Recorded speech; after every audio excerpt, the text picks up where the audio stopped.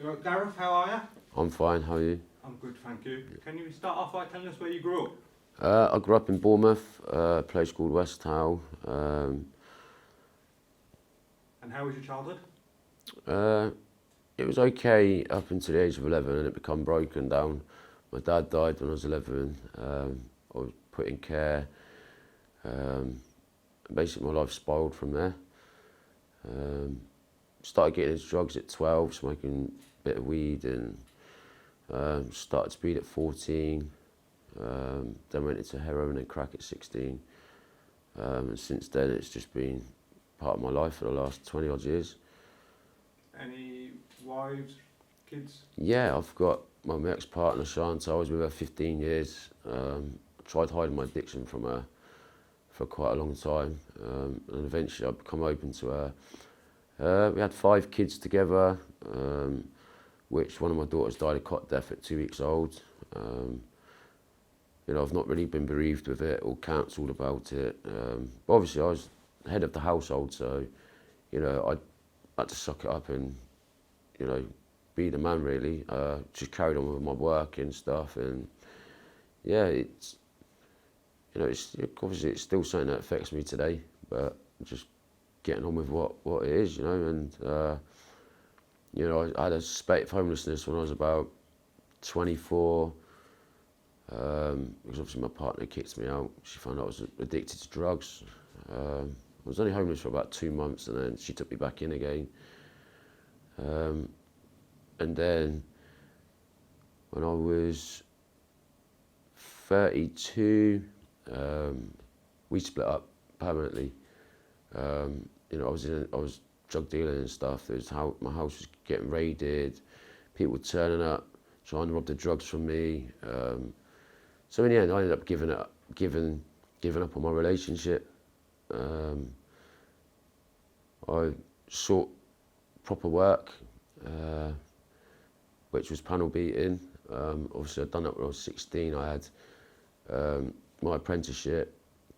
I found a company to take me on, and then I worked with them practically up until last year, which was April 2021. COVID come in, there was no furlough scheme for us, and obviously every bit of penny I was making, that was extras, I was sending back for support to my ex-partner, for my kids.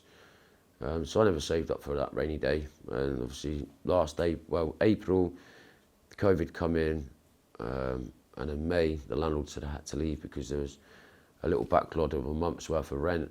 I couldn't afford to pay it, and then he knew what my situation was, and he turned around and said, you know what, I'll squash the rent that you owe. I'm not going to persist to see if I can get it back from you, but he needs the property back because he's losing money as well.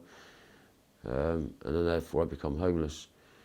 And I've still been homeless up until now, which we're in now, January 2022. So it's been a long old hole, you know. And Gareth, what's the worst memory of your life? being kicked out when I was 11, losing all my brothers and sisters, and part of that was the basis of my dad dying as well. You know, it's not just being kicked out, it's my dad dying and everything else that went with it, being kicked out of home, being in a children's home, and then being fostered around. Obviously I tried committing suicide a few times when I was about 12. They seen it as a risk of life. They put me in a secure unit. And then when I was in there was a point system. If you hit that every day, you didn't meet their criteria for them to keep you in. And then they phoned social service and said to him, look, you know, he can't be held anymore, he's meeting the criteria. And they've turned around and asked him, could they keep me longer? And they said that they couldn't. And then they moved me. I was originally from Bournemouth, and obviously they put me in Wales with foster parents up there. Every weekend I'd go down and see my mum. But it wasn't the same, if you know what I mean. It was just, my childhood was gone. You know, it was nothing there really, you know. I should have been with my mum grieving for my dad that I'd lost, and, you know, and she literally had 8 of us to look after. My dad had a life insurance which he got through because he used to work on the buses and do coach work and that. And my mum was just squandered that basically, going out every night, drinking and going with other blokes, and then she'd try and sneak in early hours in the morning, but we was all still awake. We knew where she was, what she was doing. And then one day it just broken down. I said to my mum, you need to be here, look after us all. And my mum started going mad at me, saying, "What, you don't think I'm doing enough for you guys?" And I'm like, no. Since Dad's dead, we hardly ever see you. You're out all night, and it's the time then we've got to get our little brothers and sisters to bed. And they're crying because they want Mum back, and we can't do nothing about that. So we have to carry on and try and get them to sleep, and eventually they will fall asleep because they've cried themselves to sleep. Gareth, what for you would be a good day at the moment in your life? What would be a good day? I don't know. Probably getting a room to sleep in or something. What would be a bad day? Living a situation that I'm living now. If you had one wish, what would that be? To be able to go back to work. To be a normal citizen again, Just stop people looking at you like you're a piece of shit on the floor. Because you're sitting there, But like I said, I don't ask people for money. It comes out of, humanity. If people's got humanity there, they'd help you. I don't ask people for nothing. And I don't see it's right to ask people, but, I still get helped by people, even not asking. But yeah, it's, last year I was the same as every other member of the public. I was out working and stuff, and then all of a sudden, that one day's happened, and can't turn it back. It's something you've got to carry on with, and you're trying to get out of that hole and get back into that situation where you were before. And I'm not going to let me being on the streets affect me and change me. Are you happy you've done this interview? Yeah, I'm happy that I've done it. Yeah, and obviously, since being on the streets and stuff, like I said, obviously I got into drug addiction, and like harder drugs, class A's, heroin and crack.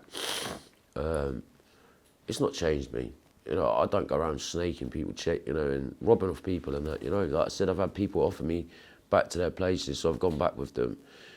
Like I said, they wake up in the morning, they turn around and go, "Oh, you're still here," and looking about, and I know they're thinking, "Oh, he probably took something," but they turn around and they say, "Oh, do you know what? You're a good lad, you are. There's nothing gone missing." And I'm like, "Well, I'd never ever do that. You give me the respect by even talking to me. Yeah, that's more than any money could do for someone when they see you on the streets just to turn around and say, 'Are you right, mate? How's your day?' and all that, because some of us, we're like loners, we sit by ourselves. We don't really want to associate with everyone else because their problems become your problems then, and it can help you go further down on that slippery slope. So yeah, I try and keep my distance from certain people, and obviously who's the decent ones as well. Well, you think they are until something goes wrong, they do something, or, they take your money and they say, "Oh, you can't see this dealer or something," and then they don't turn back up with your money, and you're left sick. And Gareth, before we finish off, is there anything you want to say finally? Yeah, if there's anyone that's watching this, and they think that they can help, or, even if they think they can't help, they don't know until they try. Anything can help, because, homeless teams and stuff like that, it's not working for us at the minute, we need somebody else to help them try and put some support in, like yourself, which I'm very respectful and grateful for, and we need more like you out there. Thank you for your time. Okay, thank you, brother.